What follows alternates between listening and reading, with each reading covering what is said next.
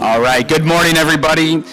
Welcome to our first Power Breakfast of 2025. Congratulations, everybody, for making it on the roads today. Let's give yourselves a round of applause. And I think more importantly, to the snow plows that your tax dollars, of course, have helped pay for today. So thank you for being here today. My name is Chris Konetsky. I'm the president of BPC, and I'm excited for our panel today.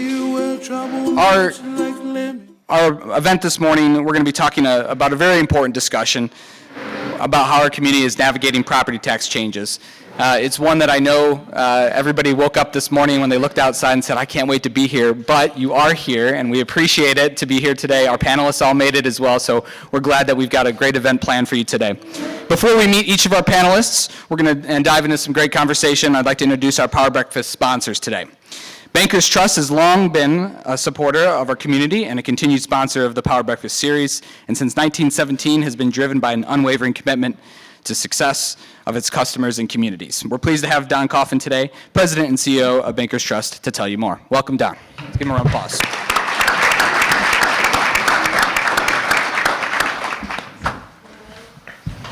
Well, thank you for that. Good morning, all. Thank you to everyone at the Business Record for planning this event.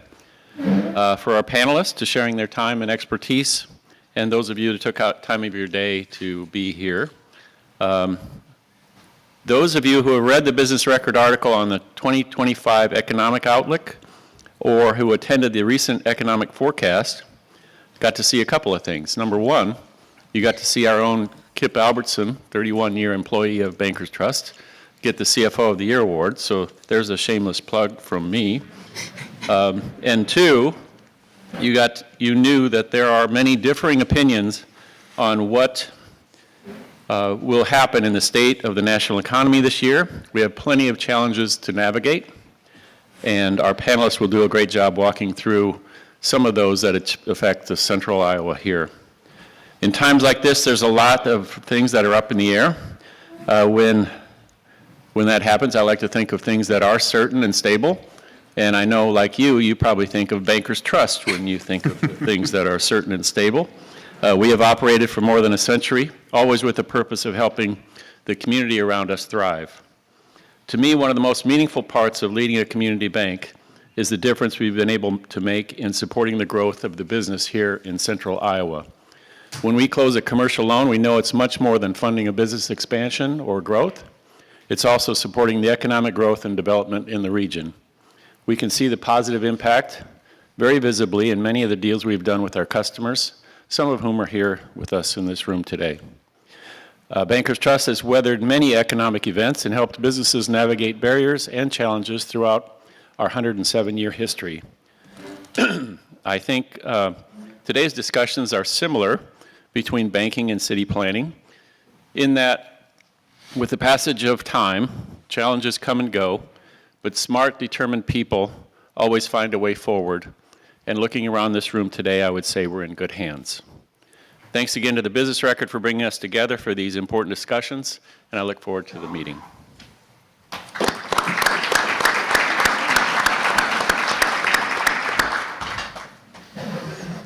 Thank you, Don, and again, thank you for your support of the Power Breakfast series.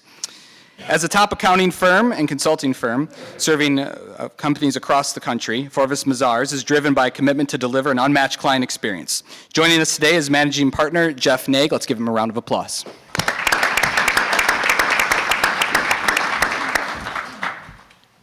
Good morning. As Don said, I want to thank everybody for braving the roads today and joining us for another round of Power Breakfast. We've been First of all, my name is Jeff Naig.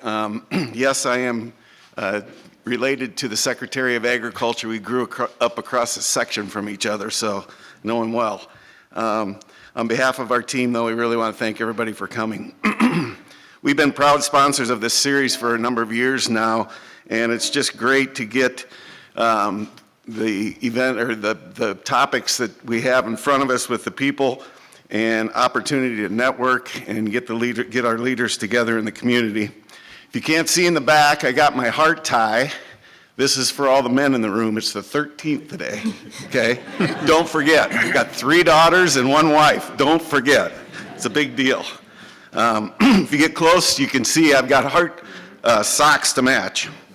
So today, this topic is near and dear to my heart. Grew up in Emmitsburg, Iowa, which is a smaller rural community, but it's all about challenges, and I think it's really an opportunity, right? So bottom line, we have to, outside our federal government, we have to balance the budget. And so it's a timely topic, and it's going to be really important going forward. Of course, at the same time, everybody wants to see their community grow and find the next living, breathing thing that's going to prosper us into the next chapter. So it will be a challenge. I want to thank the Business Record for prioritizing this topic and for another great panel that we're going to hear from today. Looking forward to their knowledge and expertise. Thanks for attending.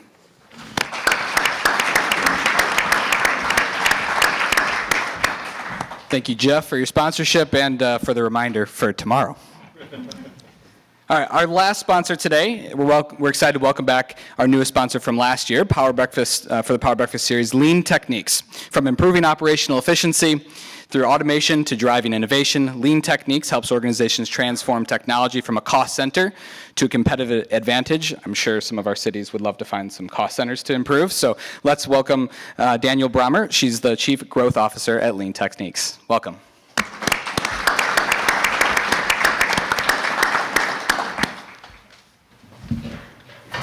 All right, good morning, everyone. We're proud to be a sponsor here for today's Power Breakfast, the first of 2025, and to support this important discussion about the challenges and opportunities, as Jeff pointed out, facing Central Iowa's communities in light of the recent property tax changes. At Lean Techniques, we partner with organizations navigating complex environments, those who aren't just looking to keep pace with change, but are striving to lead within it. Whether it's local government, private enterprises, or public-private partnerships, we have a shared reality. Decision makers are operating in a landscape increasingly shaped by legislative and regulatory shifts. These shifts, while often intended to improve efficiency, introduce layers of complexity that demand new approaches to how they plan, budget, and execute. What's especially striking about today's discussion is how familiar these challenges are across sectors. Organizations, much like cities, must focus on operational efficiency and resource optimization. But it's no longer just about cutting costs or scaling back. Instead, it's about transforming the way they work, leveraging technology, rethinking systems, and making decisions rooted in reliable, forward-looking insights. We've seen many of our clients successfully navigate complex regulatory changes by using advanced data and analytics to forecast impacts and prioritize their investments. They often identify these opportunities hidden within the constraints and leverage modern software delivery techniques to quickly respond and execute. The property tax changes here in Iowa present a parallel challenge for cities, raising critical questions. How do we maintain momentum in growth and development while navigating a more restricted fiscal environment? How do we balance short-term constraints with long-term aspirations, especially when we have aspirations for regional competitiveness?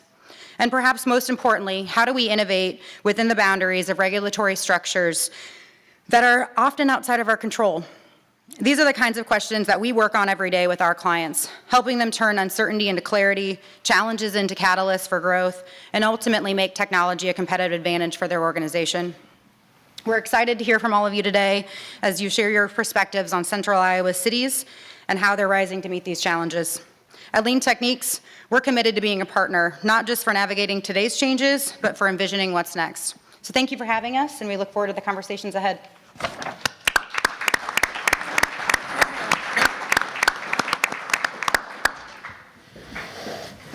Thank you again to Lean Techniques for your sponsorship.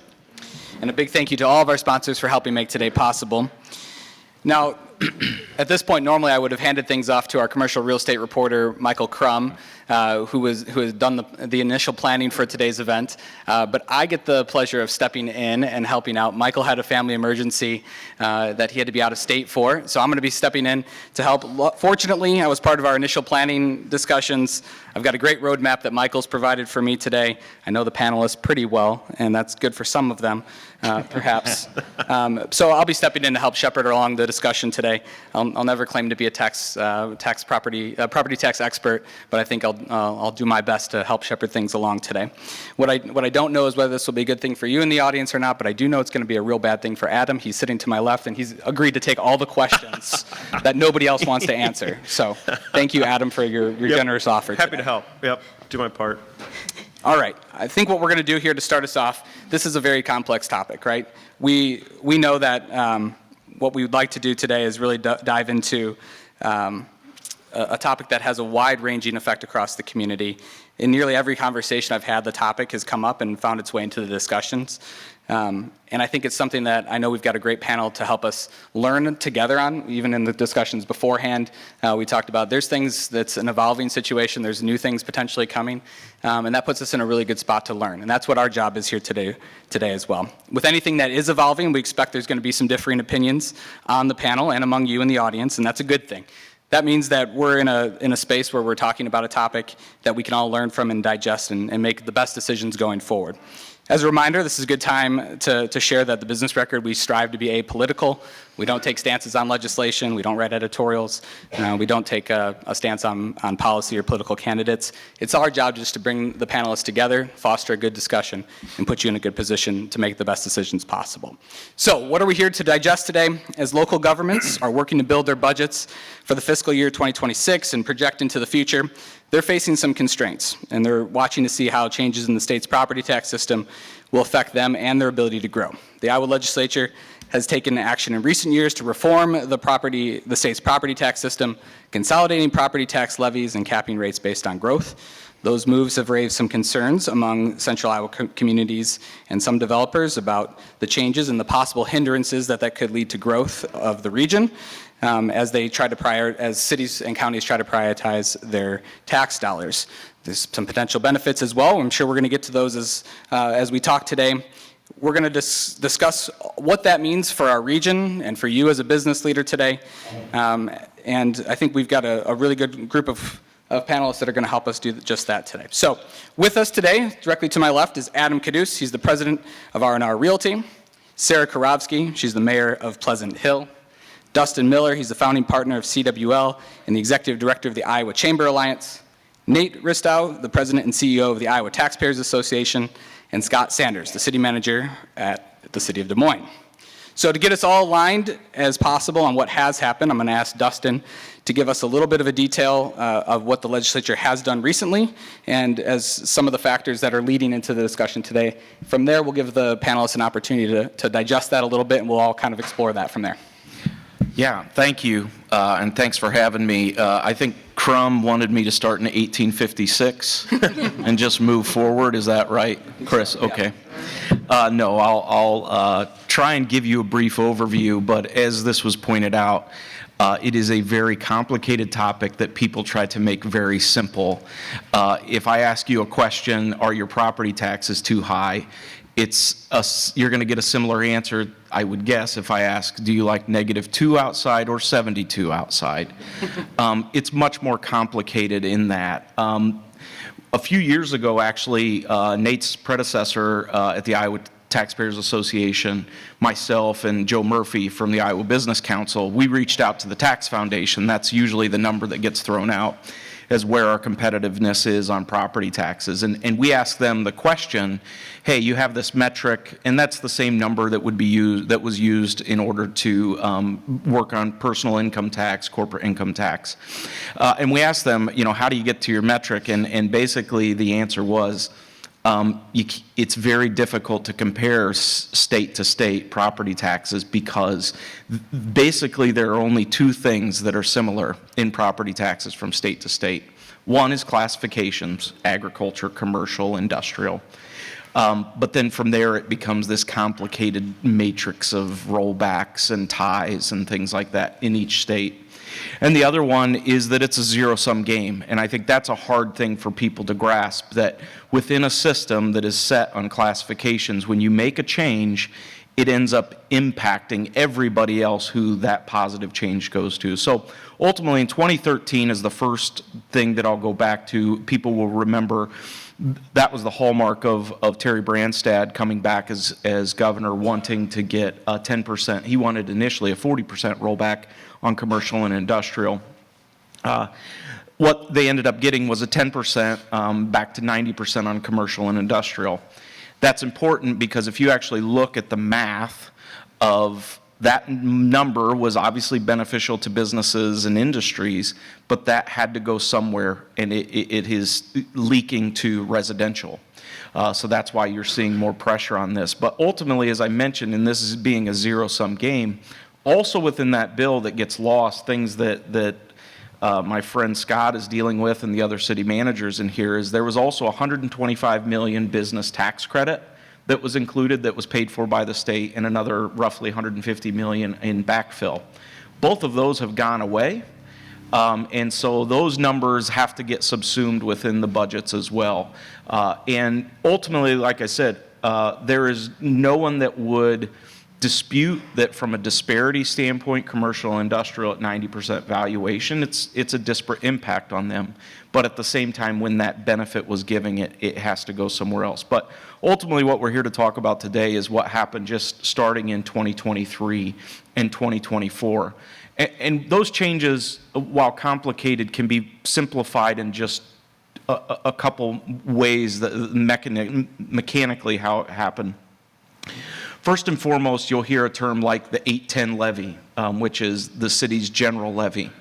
What ultimately happened was 810 levy was added as the general service levy for cities, and there's also a county one as well, but I'll try and just focus on cities. But ultimately, you had, in addition to that 810 per thousand, you had libraries, museums, and a lot of other things over time, symphonies. What am I missing, Scott? There could be transit and other Transit, places, all airports. that would get you above the 810. And now what cities have to do is over time till 2029, ratchet down where all those services get subsumed within the 810. So that's why you're seeing increasing pressure. I haven't seen it around the metro as much, but we see it on the development side that there are some city managers that were willing to give deals on housing or commercial development that say, geez, it's really uncertain. And the way they ratchet it down is it's based upon growth tiers. And so the Department of Management gives Scott a number as to how much additional growth they can have in that to ultimately get that ratcheted down to 810. That's the basics, mechanics of the legislation. Other things you will talk about and you'll hear that people are now also interested in would be, revenue, overall revenue limitations. That's why you hear some people talking about a 2%. But also within that, again, when I talk about it has to go somewhere, things that get somewhat lost in this is while everybody's going to be supportive of grandma and grandpa 65 plus getting an exemption, that's great. But especially in small communities, if you're giving an exemption, even if it is 5,000 or 10,000 to a number of households in an aging small town, that has to go somewhere. So all the other residents have to benefit. Similar to the military exemption.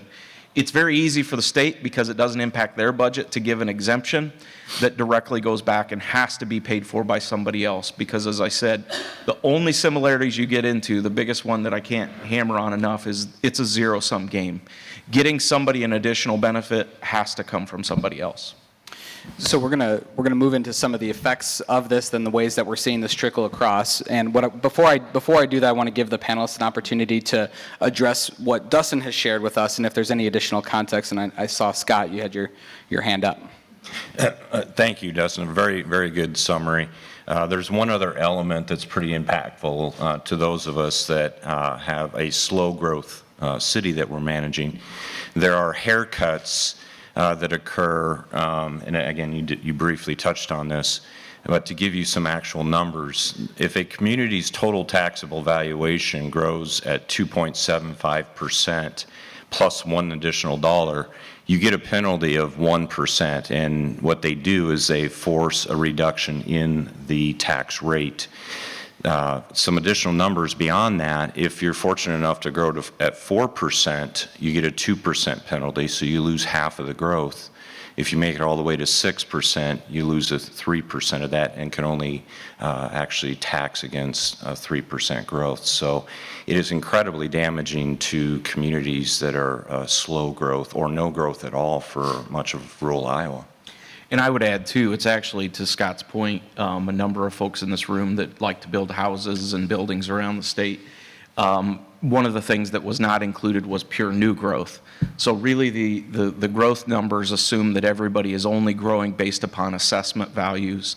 And, you know, for fast-growing, especially suburbs in this community, Waukee, West Des Moines, you have real issues in that if new houses are built, just from a mechanical standpoint, the cities is no different than your business, have to make an investment in public safety and infrastructure where the revenue might not be there yet. And when you have these circumstances where you're actually not benefiting from new growth, it ends up hindering potential home building and commercial growth. If I may, as a mom of 2 boys, our dinner table conversations are awesome and interesting. And I have to explain this in a way that a almost 14-year-old and 11-year-old can understand. Please do it for me also. So, welcome to Sarah's School of Property Taxes. For my boys, and even in our household, I would describe what these two are discussing in terms of business development. If you are being told as a business owner, CEO, by your shareholders, we want expansion, we want growth, we want new, and you are going to return to us with profits, and you say yes, and then you go and build.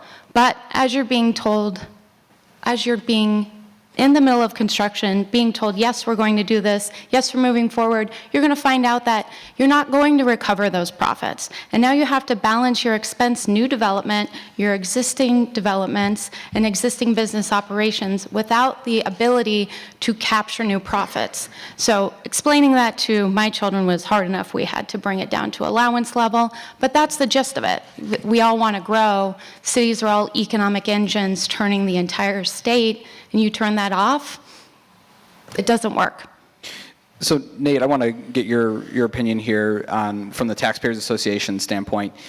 Talk a little bit about what you feel like the law was trying to achieve and some of the things that that you think could be beneficial ultimately. Sure. I'll take a step back quick to just, the Iowa Taxpayers Association, we're a professional network of tax policy experts and educators and advocates for sound fiscal policy.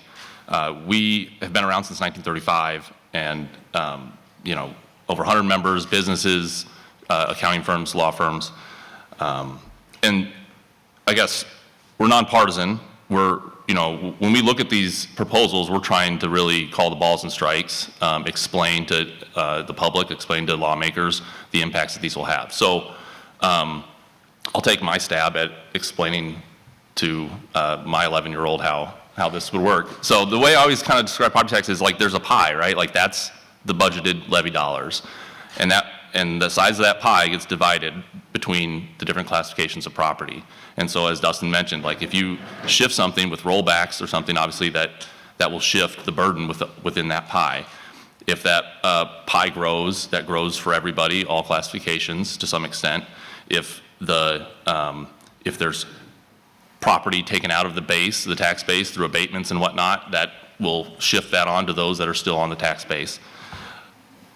The complexity of Iowa's system, I guess I would say, is a result of years, and Dustin got into some of this, years of sort of efforts at the state level to tweak the system. And there's sort of 3 general ways, and Dustin touched on these things that states do this. Assessment limits, that's the rollbacks. We got the residential rollback. As you mentioned, in 2013, there became the commercial industrial rollback. Levy rate limits like they have put in place here in 2023. And then levy limits that actually control the size of that overall pie. And some states have adopted that approach. There are upsides and downsides to all of these different approaches. And, now, generally from a tax perspective, like property tax compared to other types of taxes, income tax, sales tax is any tax that really gets people's attention is kind of a good tax in my opinion. Like it makes people pay attention and focus on it. Sometimes with your withholding on your income side, you don't really know how much you're paying. Sales, you just, is that 6 cents off your top? So I guess the effort in 23, it was intended to try to create savings by controlling the rate. Now, it was only on the levy rates for certain things. There's other levies outside of that rate. So Des Moines, for instance, that 810, which they're below the 810 on their general fund levy rate, is less than half of their overall levy rate. So there are employee benefits levy outside of their general fund levy rate. So there are additional levies, even after the legislation, that continue to be outside of the capped levy rate. I guess the other thing, and Dustin mentioned, we didn't separate the new construction growth from assessment growth. It was taxable growth, and that's how you determine what you can use. And you're trying to, the purpose of that was to try to say, hey, use some of that growth to buy down your levy, shrink, control the size of that pie. Don't capture every dollar you can with your current levy rate on every additional taxable dollar that you have. So it's difficult because from a growth and development standpoint, that new development, that new construction should be treated differently than just general assessment growth. The other example I give a lot is, look, it's a tight housing market. Housing prices are going up, assessments are going up correspondingly, but the family that lives in that house doesn't really change, doesn't require more services.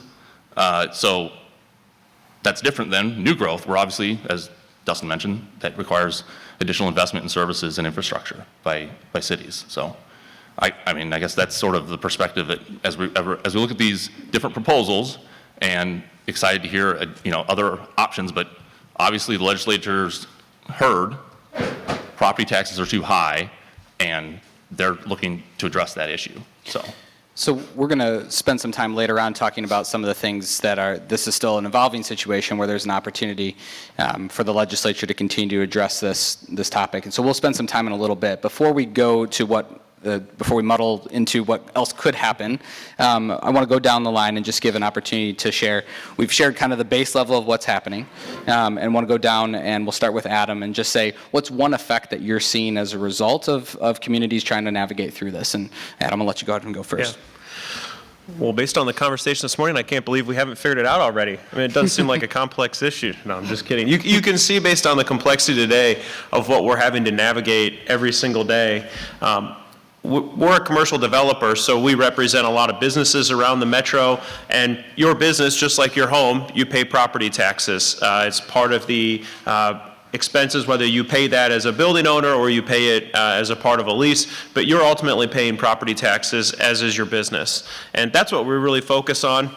And rarely when a business decides to locate in Des Moines, are they not looking at other markets, especially large businesses that are going to really add to our employment base. They're looking at Des Moines, they may be looking at Columbus, they may be looking at Hartford, but there's a lot of other cities that they're looking at. And it doesn't take more than probably a 10 or 15 minute conversation with that business, and they say, wow, your operating expenses or your property taxes, where that component falls, seem really high. And it's a challenging conversation based on the complexity we're talking about today to explain to them why that is what it is. And a lot of times when you're in multi-state searches with businesses, they're looking for a reason to rule Iowa out, or they're looking for a reason to shorten up that list. And I think that's one of the real challenges with our property tax system is we get ruled out of multi-state searches because of our property taxes, because they're not taking the time to look into the complexity. They're not looking at all the taxing jurisdictions. They're not looking at how that might balance out with other taxes that they would pay in the state of Iowa. So as we look at this issue, we're paying a lot of attention to that because it affects the business growth and the employment growth for Des Moines, and ultimately we put a roof over a lot of businesses, so that drives a lot for us. I think the other thing that we really want to focus on is that makes it complex is just the number of taxing jurisdictions. And we have buildings in 4 or 5 different communities, but we have 7 or 8 school districts, we have multiple counties, and so it's very complicated when you're looking at trying to develop as to what your taxes might be, and then ultimately helping businesses understand what that impact would be. I think the other piece of it too, Dustin mentioned it, but industrial and commercial property taxes are maybe the last holdout in terms of paying their full property taxes. We don't have a rollback. It's a 90% assessment. And so one of the things we're watching very closely is we don't want to see that burden shift even further on the backs of commercial property taxpayers, because that's just another expense that you're going to pay as a business. And so we're really, really watching that very, very carefully, because we don't want, the burden shifted already a lot in the direction of commercial and industrial property taxpayers. And so we're monitoring that. We really want to make sure that there's an opportunity for a holistic approach and not just further shifting the burden on commercial and industrial developers. All right, Sarah, how about you? Effects that you've been seeing so far with this? Perfect. And before you leave today, I want to get you a new report that just came out from Moody's that says the cost of doing business, especially right here in central Iowa, is 14.6% lower than the national average. I want you to use that in your conversation. But at the city level, and we're a small city in Pleasant Hill, Scott has budgets bigger than our general fund. And so when you're looking at 3% growth cap on 30 million versus 300 million, it's a big difference. So for us, right now, I can tell you, I have an understaffed fire department. I have 3 full-time fire EMS responding to all the snow, ice. Oh, we had a tornado. That happened. So we had to handle that on our own. We did not get support from the federal government or the state government. Local government handles that all on their own.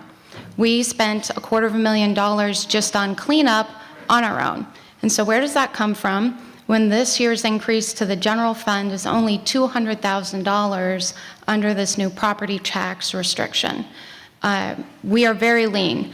In my 12 years, we still have the same amount of parks employees, 3, and we've added 80 acres of parks. In the last 20 years, we still have the same number of public works employees, and we have more roads, sewer, water, sidewalks. All of them need maintenance, all of them need repairing, all of them need management. So we are lean. We're thinking through everything very thoughtfully. I'm not happy with the level of service we're about to have to provide. We can't get out as soon with our snowplows, with brine. You all like biking and being outdoors in the summer. The grass is going to have to stay taller longer. We're talking about essential basic services that we're cutting. It's no longer about the fun of growth and being able to spread out the property tax across what's happening and building in our community. It's survival. We just had a budget meeting last night and have proposals on the tables from an out-of-state developer wanting to come here and build market rate housing. And even if we can get creative and find a way to fund the infrastructure, I can't support the additional EMS police response needed when you add 1,000 new people. It's hard. And again, I can't speak for the rest of the cities, but the smaller you are, the faster this 3% hits, and it's on us. And you know, we joke that local government is at point blank range, and I don't say that nicely from somebody who's had death threats. But this is real, and people's lives will be impacted, and just know these cuts are not enjoyable. And we will continue to work as a region to make great impacts and still work hard to want to bring businesses here, but we have to really look seriously about can we manage it and provide the long-term services that everybody expects when you come to Iowa. Can you help me understand a little bit more about the example of the developer that's looking at doing something? Help me understand where the crux of that issue comes into play. So, again, with the joy of property taxes. Also, if you haven't found your property tax bill, here's some instructions, because we're just talking about one levy on your property tax statement. I want to make sure everybody knows that. My property tax statement has 10 levies on it, so just to be clear. But in local government, city budgets, we have tax increment finance opportunities, we have budgets in that area, and then we have the general fund. And it's the growth in the general fund we're talking about. But what's happening with this example, the developer wanting to come in, and we always look to partner because we know they don't make a tremendous amount of money. Adam might, most developers don't. They need help, and we are here to help them when they're wanting to be in a community. So typically you will use TIF to build sewer or roads and put in the water to make the connections, because the developer next door shouldn't have to carry the cost of helping that other developer, who it is the competition, to move into your community. So you are the middle ground. You want it to happen. You want everyone to be able to have a place in your community to live. But then there's the other bucket, the general fund, that pays for fire, EMS, police, Parks and Rec, Public Works. And if you're adding people, adding roads, I can't add people. I can't increase their salaries. I can't go into union negotiations with only $200,000 more in my general fund budget. So that's where this now begins a strong fight. Even again, if you can be creative with TIF, you can't service it in the long run. So what happens? You raise your levy. And as a fiscal conservative and as a taxpayer, I don't want to raise my levy. And nobody else on my council does. So how do we manage this thoughtfully and carefully without punishing those who come next? Dustin? Yeah, just to piggyback on something she said, you asked for a specific example, and there's a really easy one locally. Many of you will remember the growth out near Jordan Creek, especially some of those corporate buildings. When Wells Fargo and Athene and those were built, in order for them to get insurance, they had to have a fire station. And so West Des Moines built a fire station before they had the property tax revenue to service it in order to serve that commercial growth. So those are the things that we're talking about. If there isn't, if the mayor doesn't have enough flexibility in your budget to make those investments before it's real, it can hinder those sorts of opportunities. But ultimately, the big thing that I wanted to share here, Adam really hit upon it, is the complexity is what we should focus on rather than the top level property taxes have to go down. What's really concerning, one of the things, and I'll commend Nate as well, our groups, the Iowa Chamber Alliance, a number of other business groups, try and stand in the brink here, because obviously we have membership on both sides. You have people that are paying commercial industrial rates that are very high, saying, geez, I'd like this to come down. But at the same time, you don't get economic growth without appropriately funded local governments assisting you. So it is a balance, and we need to get into the discussions that are complicated. And to Adam's point, I would make a complete comparison to corporate income tax prior to 2017. We were the second highest corporate income tax in the country at 12%, and we were on the naughty list. And so site selectors, we weren't even on the playing field for things that would come to Iowa. Now, to Adam's point, you could say to somebody, well, give me the next 3 hours and I'll explain to you that your effective rate is 7.5%. Right. And you've lost the prospect at that point. So what's very concerning for me, where I think we really need to get to, is that discussion. The reason we lowered personal and corporate income tax was to spur growth. The discussion on property taxes can get very ideological, and has, of purely just limiting government or restricting revenues.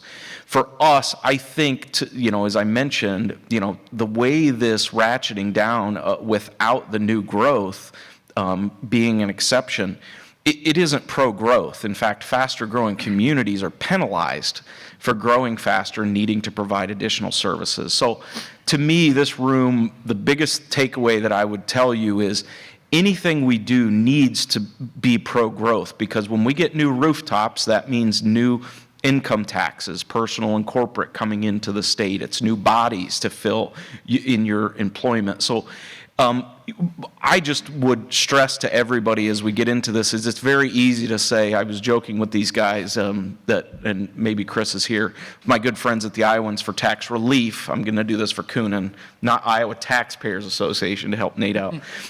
You've seen our friend Chris Hagenow talk about his 2% revenue limitation. That's their proposal. That's great, because it's easy for people to understand. But I joked with him and I called him Herman Cain.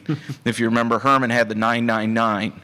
And it's too simple to just say 2%. And even they recognize that we have to get into the details, because if we come up with more plans that are simply just punitive, especially, this is something that I say a lot. If you didn't know this, 75% of the net growth in this state came from this community. So we are the driver, and we need to make sure that we're not being punitive to the economic drivers of the state. Nate, how about you? Some effects you've seen? I mean, so we had the city manager of Marion, Ryan Waller, who was at our tax symposium in December. And he talked about how they have adopted zero-based budgeting. They scrutinize every line item of their budget. They have sought to merge duties in order to reduce the administrative overhead. So they've got certain things that they've put into one department as opposed to having two.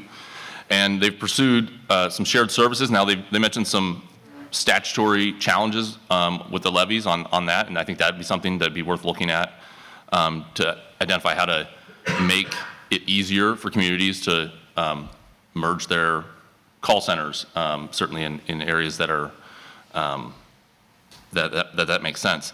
And then he talked about just joint contracting for in order to reduce costs. And so I know there are some communities that are approaching these challenges and looking for ways, and I'm sure all communities are doing this, looking for ways to get leaner. And as Sarah explained, like some have done sort of maybe cut all the way to the bone. And so again, I'm going to come back to again the new growth thing, like Dustin just mentioned. Like even states that have adopted like a levy limit, a budget limitation. Not all of them, but certainly our neighbor up to the northeast in Wisconsin. Theirs is you can raise your levy by your new construction, your new growth, or zero. And it used to be, I think, or CPI or something like that. But so like they sort of promote growth and promote and allow communities to capture the tax revenues that their levy rate would have captured it when that new growth comes into place. So there are other states to look at. So one of the things that we're working also, Dustin mentioned earlier, the Tax Foundation. We're working with them right now to get sort of analysis of, I mentioned all the different things that Iowa has tried. So they're looking at those things for Iowa specifically right now. We've partnered with them. So in mid-March, we'll have a report and hopefully some recommendations on where to move forward. And again, like with development and growth as key factors in what we want to continue to promote in Iowa. And another thing, Dustin said, obviously the Metro is really the driver of growth in the state right now. I think over half of the population growth last year happened here in Polk County. So there is some of that is organic, and regardless of sort of what happens on the property tax side, or the challenges that come with having developers come in, like there's just a demand for this community for folks to come and grow and expand their businesses or move here. So certainly the conversation has to keep in mind, how do we provide services to the new businesses, new residents that come into these communities. So. Scott, from the city of Des Moines standpoint, budget challenges, of course, has been in the news, and so want to just see what other effects you're seeing so far of this. Thanks, Chris. I really appreciate that some of these solutions being discussed are very helpful. There needs to be the starting point that we are all subject to inflation, right? And that we are pro-growth. And we need to be able to see a system that works for growth, so that the service levels, as they need to increase, have a way to be paid for, okay? But I think one of the takeaways I would ask is that we understand that the way this system is working right now with the most recent changes is that it's not like any past economic downturn where the cities are expected to get through the next 2 years, where, quite frankly, if you've done a good job with saving up some reserves, you could simply get through it, right? So in my career, I've had 5 of these situations with my cities I worked for, where we've had to just buckle down for a couple years and get through it. I need people here today to understand this system, the way it works now, is limiting growth. It is very detrimental, again, to a community that typically grows about 3%, 3.5% a year, that's only going to be allowed to keep 2% of that growth, okay? So for Des Moines, we have moved beyond in this cycle efficiencies. We continue to do efficiencies, but the severity of the cut, $17 million in our budget, 8% of our annual operating budget, we are cutting into the bone. We are unfortunately making the hard decisions now of what services we will no longer provide to our residents as our council chamber fills up every 2 weeks with residents asking for more. And they have a good argument. There is quite the need out there. Maybe another discussion, another topic would be how our residents they are looking for their local government to solve all their issues. At the same time, our federal, state, and now county even are pushing their costs down onto the local governments. Okay, so the social needs, I talk with business partners here in Des Moines that they say, well, how can we help you with Des Moines' budget? My answer is always the same.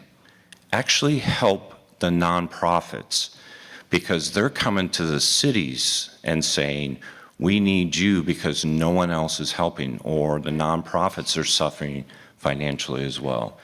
Maybe another topic for another day, but what it means for Des Moines is, yes, we are cutting services from the prior year as we do efficiencies at the same time. We're going to stick with talking about cities and some of the budget challenges. So help me understand, as you're evaluating that process, what are some of the things you're looking at and trying to evaluate and making decisions as you're looking to meet your budget? So guiding principles that we use in Des Moines is obviously trying to maintain as much of the service level for our residents first and foremost. Okay, but it still requires a mix of solutions. You'll see that we were prepared for an economic downturn, because again, they always come in cycles.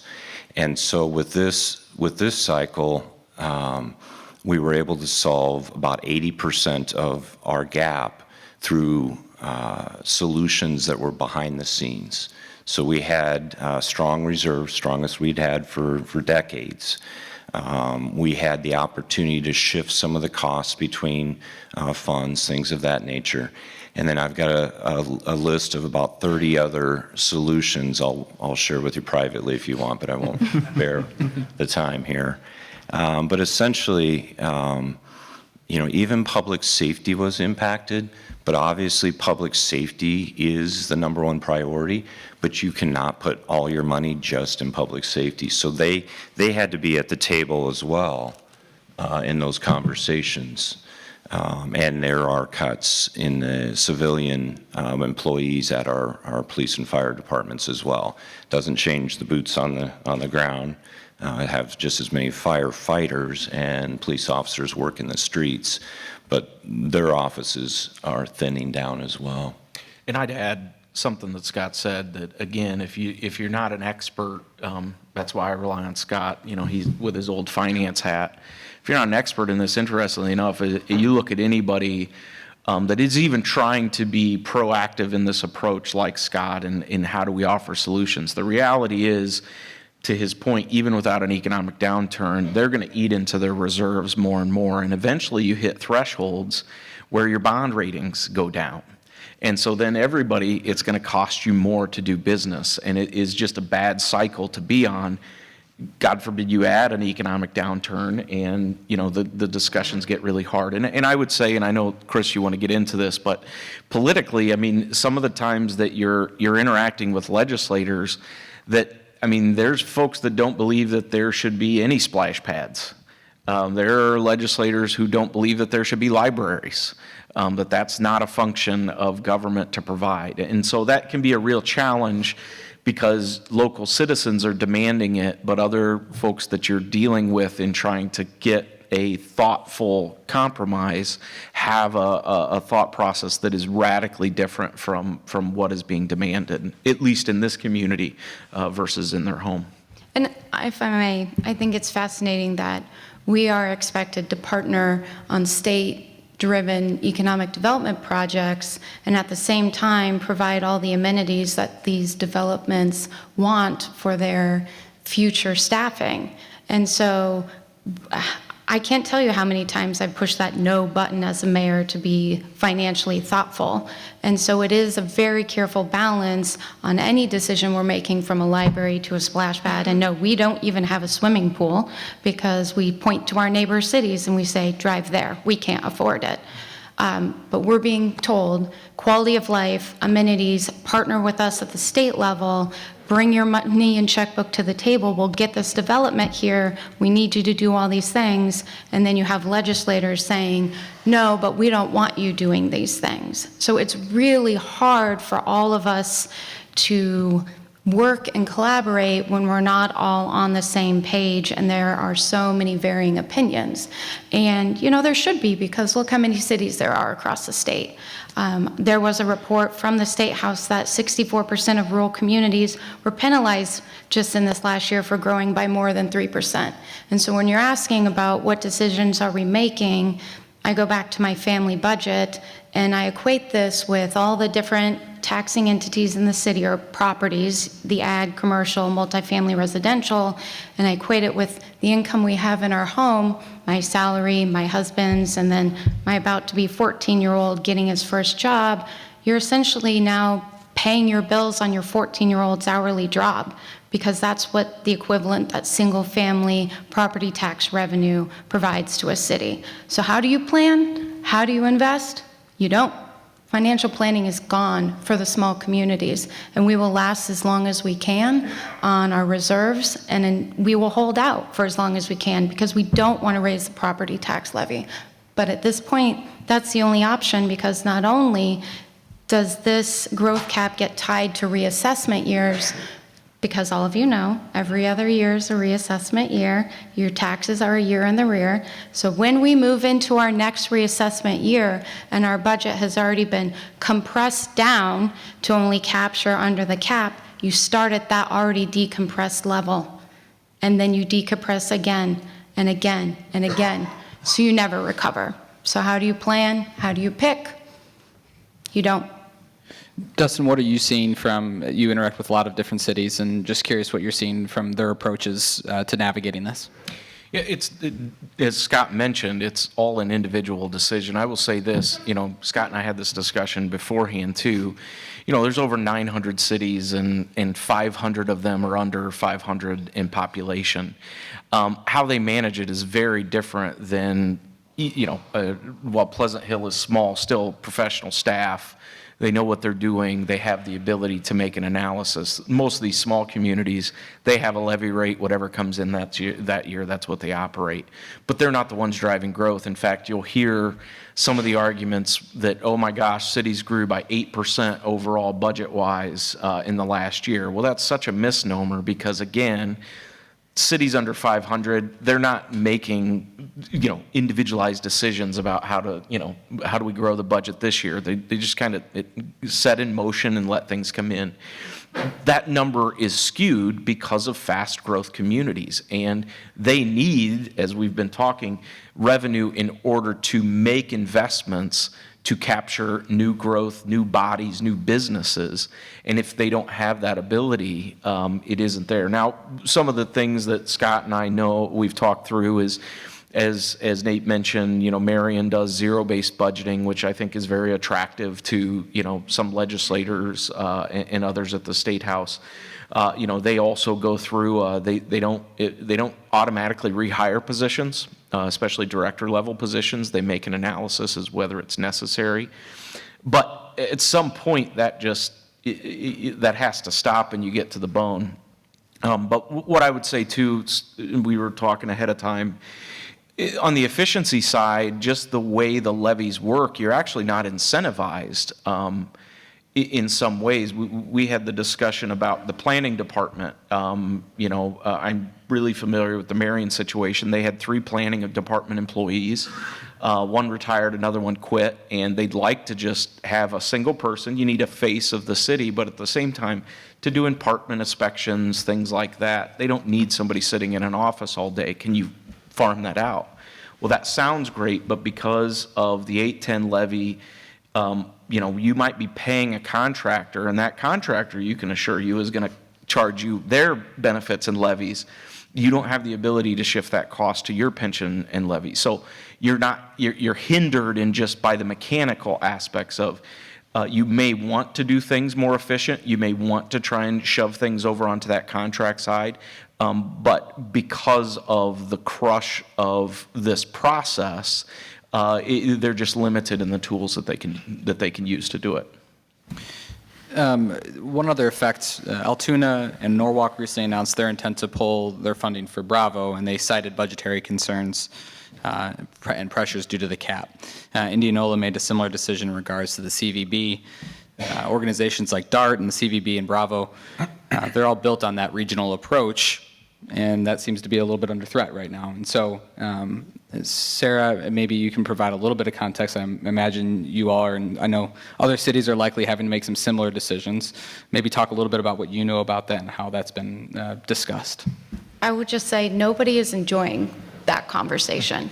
I have sat on many of those boards and still sit on many of the regional boards as our city's representative, and we have all worked regionally, both as 28E members through the ones you've mentioned versus all the behind the scenes, from mixing and sharing salt in one facility with multiple entities using it, to code consortium working behind the scenes to be more effective. They exist everywhere, but this conversation has hit so many of us in a unique way that we have to pick and choose between the paramedic that we staff or not. And when our residents are saying, you mean I can't have a police officer here, you mean I have to depend on another city, it's our responsibility to provide that. Just like when you go through annexation and getting approved by the city development board at the state level, you're required by code to have city services, and can you provide them? And if you can't provide essential city services, how can we do all the other things that makes us great and helps us fight for economic development? It is not an enjoyable conversation because we want this whole area to thrive. Scott, we were talking a little bit beforehand, and maybe talk a little bit about what you're seeing in the regional cooperation space. Well, first and foremost, we have great relationships here regionally, right? And it's a good thing we do, because that's what makes us different than other metro areas across the country. I've done a lot of research on that. I get the opportunity to talk to city managers of the larger cities across this country, and we are different in that regard. But we are also at a turning point, and I hope we do not drift away from that collaboration in some of the examples you just brought up. I think the way we keep it together and the glue that will help us is a recognition when we sit down as a region to talk about each of these entities, that we don't have the expectation that the benefits will all be directly accrued to our jurisdictions. Right. Our residents don't drive around saying, I want the best amenities just in my community. Obviously, they come into Des Moines from the suburbs, and Des Moines goes out to other communities for amenities. But we also for utilities. And those are great examples where we've been most successful, and I would tell you are on very solid ground, is where we collaborate on the utilities. But those are easier regional collaborations because they're on a per unit basis. Each community, each jurisdiction needs the same service level for sanitary sewer. Flush the toilet and it works, right? It gets much more difficult when we start talking about Bravo, who has nearly 100 organizations that come to them for fine arts and things of that nature. CVB, who has, again, I don't even know the number, but dozens upon dozens of hotels in the metro area, and they have events, hundreds of events each year, which is great. And we all benefit from that. So I guess I would ask for some grace from my partners, and they know that they've heard this from me, in that let's make sure we're talking about regional benefits that our residents receive, regardless of where the location might be for a certain amenity or attraction, or even a DART route, frankly. Because again, we all benefit and can raise all ships, if you will, as long as we continue to work together well. And I have the faith that we'll be able to do that, but it has to start from that recognition. Indirect benefits help us all. It's okay when a business, for instance, is located in a neighboring community, because there's a high probability employees are going to be coming from all over the metro area, living in all our communities, right? And so, yeah, I think it's going to be very important the next 6-9 months that those collaborations get the push from you onto your local officials to continue those organizations. And the reason Scott mentions that it's easy on the infrastructure utility side is because it's a different funding source. Yes, that too. You know, those funding sources, to your point, you know, is a service base that don't have the same limitations, and whatever the cost of service is, that's what the fee is paid. The reason you're seeing the pressure on, especially the arts, is because it's the pressure related to that general service levy. I'll give you an example that I have the pleasure of dealing with in my home. Is my wife sits on our library board, and the county just did a land swap to take the library in 2029, and so I get the questions from the board, you know, what's our best funding source? And I'm like, this is literally the worst time that you could be trying to ask the city for money. And obviously, that's not the right answer that I'm working on with my wife. But it's also... It's also, the problem there is the building they built in 1970 was all privately funded. And so you also have a misnomer, and this is something I'd get across in the crowd. I just don't think people realize, most citizens don't realize the cost of providing some of these services. The mayor mentioned, you know, pools. They're not money generators for communities, let me assure you. And that's the issue you're dealing with here, is anything that isn't a money generator that is going to be connected from a funding source to that levy, you're just going to see pressure. And I mention this private funding because the citizens have this idea that they can, you know, oh, we'll just get the money. I can assure you, I live in Indianola. There's not $35 million in the community of people just willing to throw money at a library. That is something that the community has to come together with. And so a lot of this is education, as the mayor rightly put out. I mean, anytime I hear somebody say, well, property taxes are complicated, you just spend time. Yes, it's complicated, but at the same time, nobody's hiding the ball from you on what your money, what services are being provided for you. And ultimately, you know, one of Scott's mentors and mine that I learned for at the League of Cities, you know, proud of the fact that for a long time, the ambulance service, it was less than 20 minutes. So if you have a heart attack or your family member has a heart attack, that's a big deal. The quicker, the better. And these are the hard decisions that the cities are going to have to make, let alone the future growth and infrastructure side. Chris, if I could add clarification, and so we're beyond the ability to simply raise fees as well, because a lot of you may not know this, but the state law does not allow us to actually capture a fee that is more than what the cost of providing that service is. So even building permits and things of that nature, sometimes I'll get residents, they'll say, just raise those up. Now, actually, we can come close to recouping our cost for that service, but we're not allowed to go over that amount. So there's limitations in that regard too. Even for the things we do really well, we still can only charge up to what the cost of that service is. I want to turn just a little bit to what might come next. And so Dustin's going to big time us here in a little bit and walk away from the panel. Truly, he's got to go to a meeting on this topic. But Dustin, talk a little bit about what you're seeing coming, and then Nate, I'll turn to you as well on what you think might be coming down the pathway. Yeah, I liked what Nate said of, I kind of feel the same way of just the facts, ma'am, and in this analysis. Again, It is a complicated topic, and I assure you, of the 150 elected legislators, there aren't a lot of people that are steeped in property tax.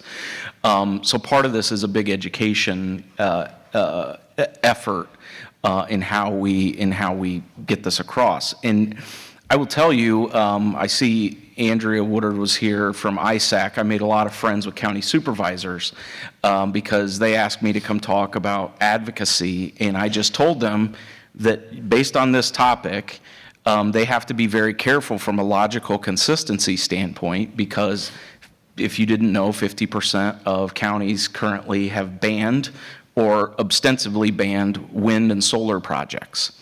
And I just said to them, you're going to go into Senator Dawson, who I didn't know was standing in the back of the room when I said this, and Representative Kaufman, you're going to go in and complain that you don't have enough revenue, you're not capturing enough revenue. And mind you, I'm going to be also telling them, well, that county also turned down $500,000 in valuation that would have been generational changing in very small counties.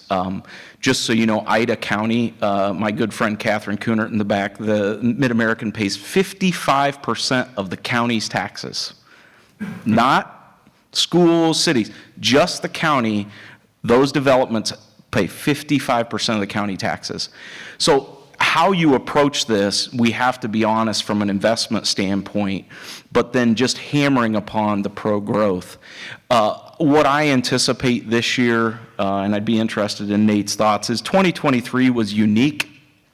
I said in January of that year, now mind you, Senator Dawson had an entire interim of not running for re-election and having the time to spend making runs with the Department of Revenue, coming up with options that he could present to his caucus. And as we saw in 2010 or 2011 to 2013, getting property tax done is challenging. But that January of that 2023, I said, but if assessments come in March, and they did, at 24, 25% increases, it caused pressure. And there weren't a lot of people in the room that made this assessment. I don't think the same chess pieces are on the board this year.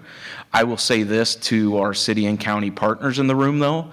I wouldn't take something not happening this year as well, we shouldn't work on this. I just think electorally, because of the simple aspect of this, is I will tell you unequivocally, I knock a lot of doors for a variety of different people. Property tax is a big issue for people. And again, to Adam's point, I can't stand at their door and explain to them, well, let's talk about the services you get with what you're paying. It has to be addressed, but at the same time, if we allow the discussion to simply just be bad local governments, inefficient, restricting of revenue, it misses the mark in where we need to be in these discussions related to pro-growth in moving towards reforms that are actually thoughtful. I mean, I'm a math guy in this, and I deal with facts. And the fact of the matter is there are three classifications that unequivocally bear the brunt of this. I have the number sitting here. Residential in 1977 paid 36% total of all property taxes paid in the state. This year, in 2023, the past taxing year, it's 56%. That's a 20% increase. When you go to commercial, they paid 12.9% in 1977. It's now 21% of the overall. There are certain folks within that classification that is a disproportionate impact.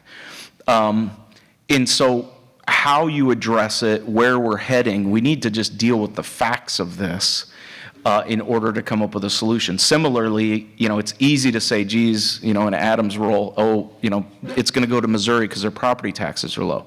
Their property taxes are lower, but I will tell you as a resident, once you pay your personal property tax on your boat, your trailers, you're essentially at the same level.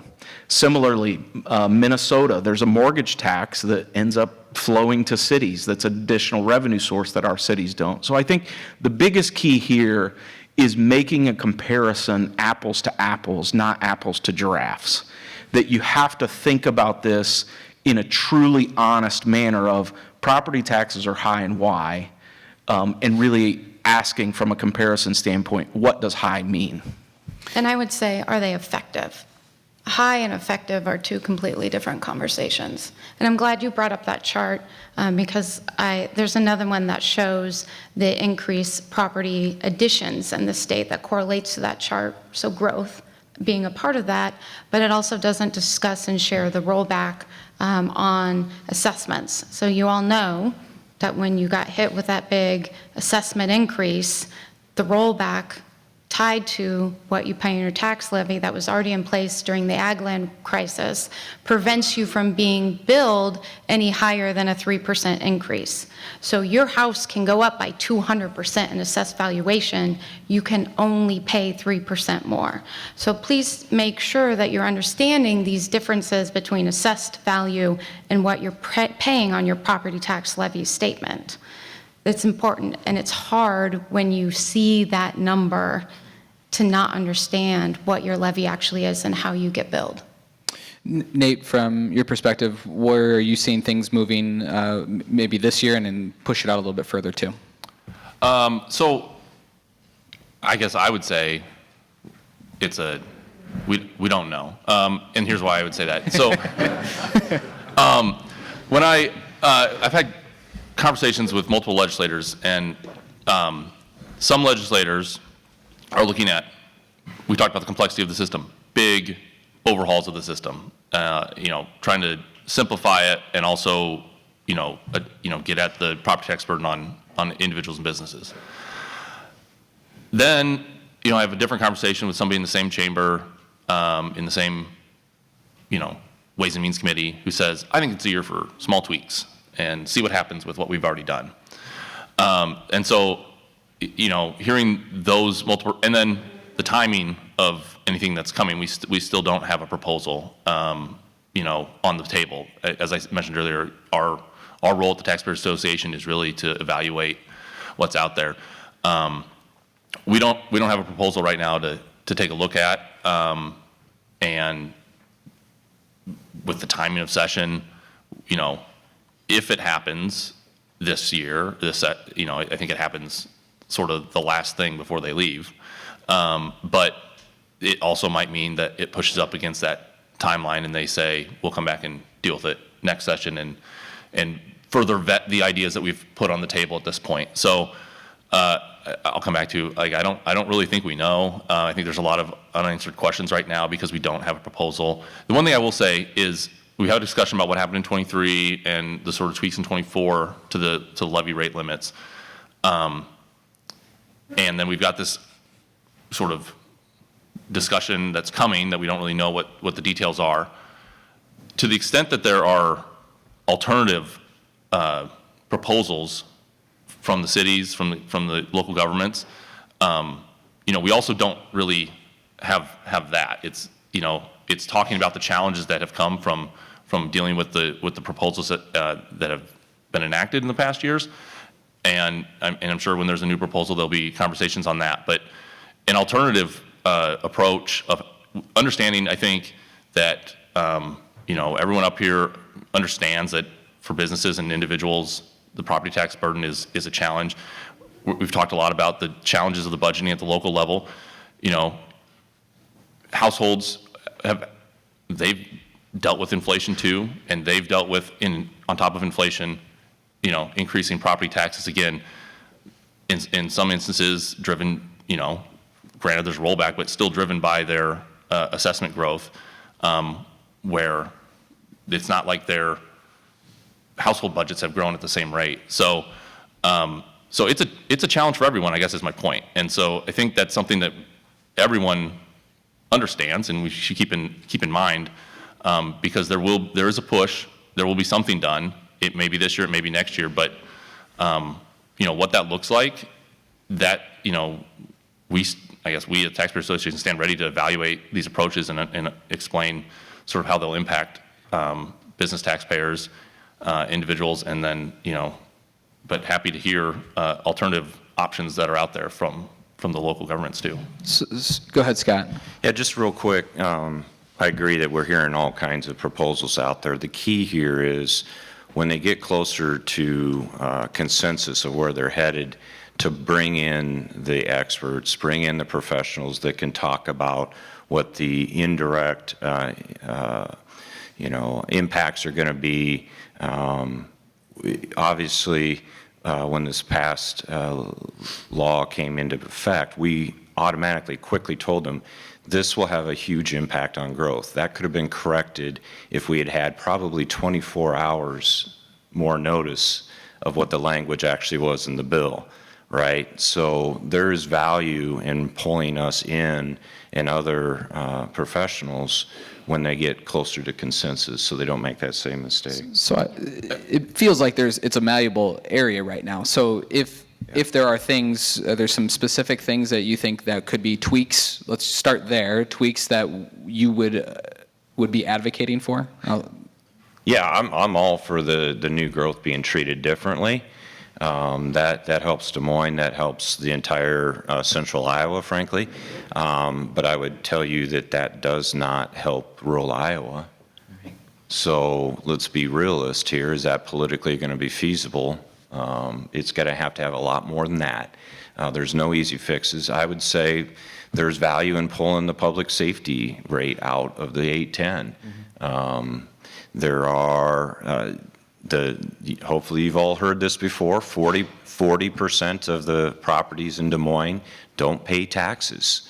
The fact that there's such a breadth of nonprofits in all our communities, for which we all end up having to pay for those taxes. And it's not all churches either. There are associations that don't pay and have no direct benefit to the residents.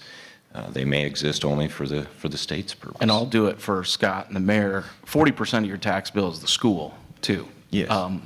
And I think a lot of this discussion over the years, has only been about cities and counties.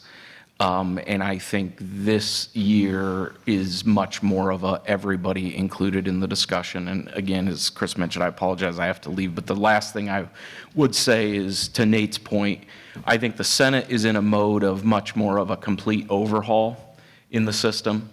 The House is in much more of a, is it tweaks? But I think in what they're saying, it might be much more of an overhaul. Kind of what Scott said, the annual financial reports that your cities and counties file have certain buckets, public safety and that. But the levies don't necessarily match that. Is there ever a thought of a system where whatever the levies are attached to, you actually get to see, flow through? And, again, from a pressure standpoint to getting something done in the next 2 years, this is something that the governor is really interested in as well. It's just a matter of they didn't come up with a consensus this year, want to see what comes up in the House. And I think to Nate's point, where we land with maybe two differing ideas gets much more real next year when you have all three folks pushing or rowing in the same direction. And by next year, we've already lost 4 years of economic development. Good luck, Dustin. You're gonna go solve it right now, I think. luck. So, With if the proposal comes out and it's not very good, I think we can blame Dustin. good luck. And you're hearing, we don't, at the local level, policymakers, we don't know what's happening. We haven't seen the bill from the State House, and we've been very active. I've been very active on property tax discussions since 2018, and there's a lot of options. It just takes the time and the ability with the experts to sit down and walk it forward. If this, then that. Nobody could have predicted data centers coming when they wrote the rollback in the 70s. It's too complicated, but all of this uncertainty and the inability to grow right now has delayed projects. By the time you get approval from the project, you build the infrastructure with our weather, get it permitted, get it through the city council meetings, you're 2 to 3 to 4 years later. And we already have seen the plat numbers coming out, and they're low. And I saw Dan here from the Home Builders Association. I'm sure he's wondering where they're going to build all the new homes and where the home builders are going to build all the new homes. And so if you are delaying economic development with uncertainty, Your developers don't have projects, your architects aren't designing anything, your engineers aren't working, your contractors aren't laying concrete and asphalt, your plumbers aren't plumbing, your drywallers aren't drywalling. This all trickles all the way down to our local economic engines, and the banks, the financial institutions in the room, you're all fighting tooth and nail for any mortgage and commercial loan that's available. So not having a solution creates even more uncertainty, and we cannot wait that long. Adam, from a developer, and then Nate, I'm going to come back to you. Adam, from a developer standpoint, what are some things you're hoping that might be considered as policy moves forward? Yeah, I'd like to see, I mean, we talked a little bit about where the commercial property taxes are versus where the residential are, and I think the biggest thing is just making sure that we don't continue to shift the burden more on the commercial side of things. That's not an issue for a lot of rural Iowa. They don't have a big commercial base, but we do here. And ultimately, it is a competitiveness issue. It is a competitiveness issue because it does come down to what people pay. Just to add, I think it would be a surprise for most people if you had to build a building in today's environment. There's a lot that developers and builders have to put into these developments, and things that you might not think about. There's a lot of infrastructure. I've paid to make a 2-lane road 4 lanes because of the neighboring development that wasn't my project. I paid to hold storage, stormwater detention on site. I've paid to put in much larger pipes than are required because of the downflow from upstream. And so I think as you get into that, you realize there's a lot of components that go into building buildings and economic development. And not only are we shouldering the property tax piece of it, but we're also putting a lot of infrastructure in up front. And a lot of that's determined through development agreements up front. So the city has some certainty around what a minimum assessment is.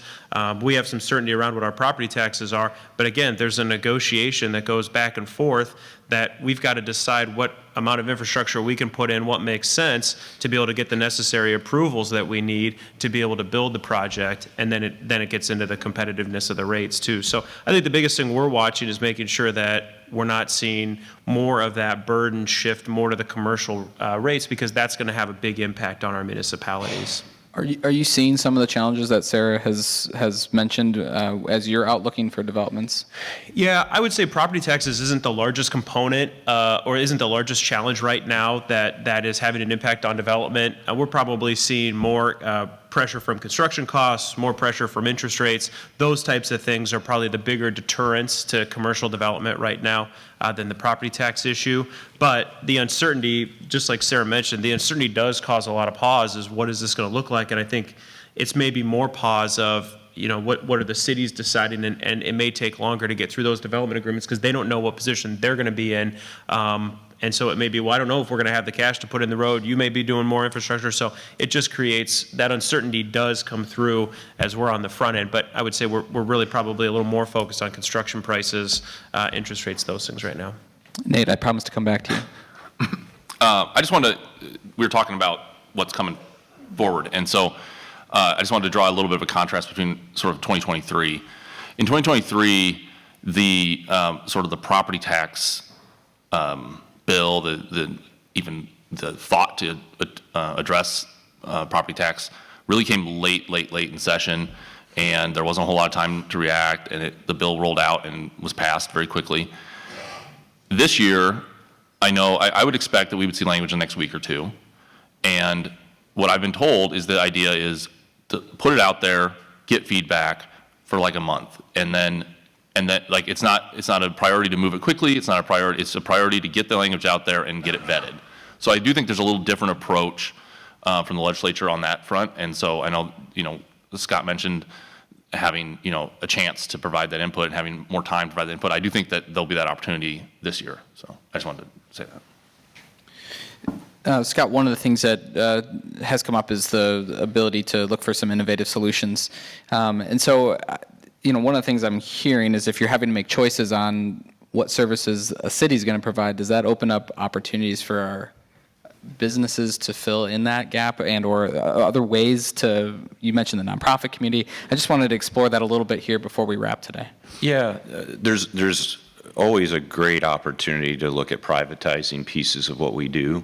And obviously that involves having great experts in those realms, whether that's IT, HR, finance. Those are the areas that make the most sense. But again, 60% of our operating costs is public safety.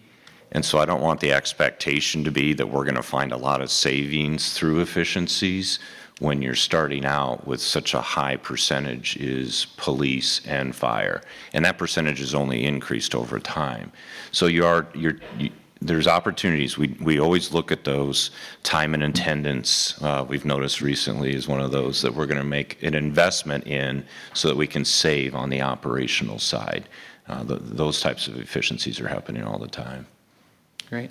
Could I just quickly, I love the conversation about the infrastructure. So now put the context of, can a city afford the new infrastructure for a new development, and counter that with, let's say, a Second Avenue street project, which will be close to $20 million in cost, and we have no new businesses on the corridor. It's just an old street that needs to be replaced. And so when we have to weigh those costs, we have to replace that road. So the economic development waits, for which we would have to pay for. So the economic development is going to have to pay for itself. That's the reality of it. All right, it's hard to believe, but we are getting close to our time to wrap. I'm going to give each of the panelists a chance to give a final closing thought, and we'll be passing out our quiz for everybody to take that you can submit. No, but before we get to our last question, I want to share a couple things that are coming up. Mark your calendars on April 1st out at Prairie Meadows. We're going to have our 40 Under 40 celebration. The announcement of our honorees is next Wednesday on the 19th. We're going to be announcing that through all our social platforms and the Business Record Daily, so that'll be a lot of fun. DSM Magazine is hosting our annual Home Design Awards. That's on Tuesday the 25th out at Willow, so hopefully we'll see you out there. And then on April 24th, join us for our Commercial Real Estate Forum. That's going to be at the Hilton downtown Des Moines. I'm sure some of these topics might be part of that. So, all right, final question. Let's go ahead and wind things down. I'll give you a chance to give a closing thought, maybe one final takeaway for our audience today, and we'll start with you, Adam. Yeah, I've probably hammered on this. People are tired of hearing it, but I think as we think about property taxes, the individual homeowner definitely has a seat at the table, but I think we want to continue to keep in mind that business has a seat at the table too. Every single one of your business is paying property taxes. You're paying, a portion of that every single month into the system, and for the most part, businesses tend to probably be disproportionate users of city services. You're probably using less city services than most homeowners are. So I think we just want to continue to make sure that they're competitive, that there's not and I don't think that's where things are going. It sounds like there's a solution that takes into a holistic account. But one of the things that was we just had that concern early on is this going to shift it? But I think we just continue to want to be at the table. Property owners, developers, the business community certainly has a vested interest in this discussion. Sarah? In my 12 years of being mayor, I get to learn something new every year, and it's because somebody new shows up at the table with an idea. So this is a group of our leaders in the Metro, and if you have not sat down with one or two of your local elected officials and taken the time to say, here's my expertise, how can I help, or let's walk through your budget that you've built, or what are you thinking of, we won't know what you know. And we are only as good as the people who are in the room. So please, please, please, go meet with your local elected officials and talk to them and say, how can I help? It doesn't mean you have to run for office, but I'm going to ask you, please consider running. But show up. You all have so many different experiences, and that can just be more helpful than you may ever realize. All right, Nate. So, I think I'm going to build off something Adam said too. So the only thing from our group's perspective that we've really shared as a position on this property tax topic is whatever is proposed, it's not about moving the chairs around and shifting the burden to one class over another. If there's an effort to reduce the burden, it needs to be uniform across the board. But really, I've said this, but we stand prepared. We have access to the best tax experts in the state. And so whatever the proposal is that comes from the legislature or alternative proposals that might come out from folks sitting up here, we're here to evaluate those proposals and identify how that will impact business taxpayers and individuals as well. But and then, like I mentioned earlier too, we're working with the Tax Foundation. We're taking a holistic view, working with them on what we've done in Iowa, what we've tried in Iowa, whether it's solved the problem. And I think the fact that we're still having this conversation means it really hasn't. And so, and what other approaches are out there? It's hard to compare states, but we can certainly look at what other states do and evaluate how that would impact Iowa. So, that's our approach at the Taxpayers Association. All right, Scott, wrap us up. Well, first and foremost, thank you, Chris, for having us today and bringing the panel together, because this was very helpful. Thank you for taking your time. Actually, I would say that a lot of us in the city governments, we work together. We're going to be able to issues as they change even further. My ask of you would be to talk with your local elected officials about keeping these regional collaborations together. That is so crucial. We don't need that piece of the puzzle to fall away, and now we've got a different gap to fill, right? And then also partner up with a nonprofit, okay? Because that will take the pressure, the burden off of government, off of the taxpayers. And think of when city governments, they are the elected officials that are elected.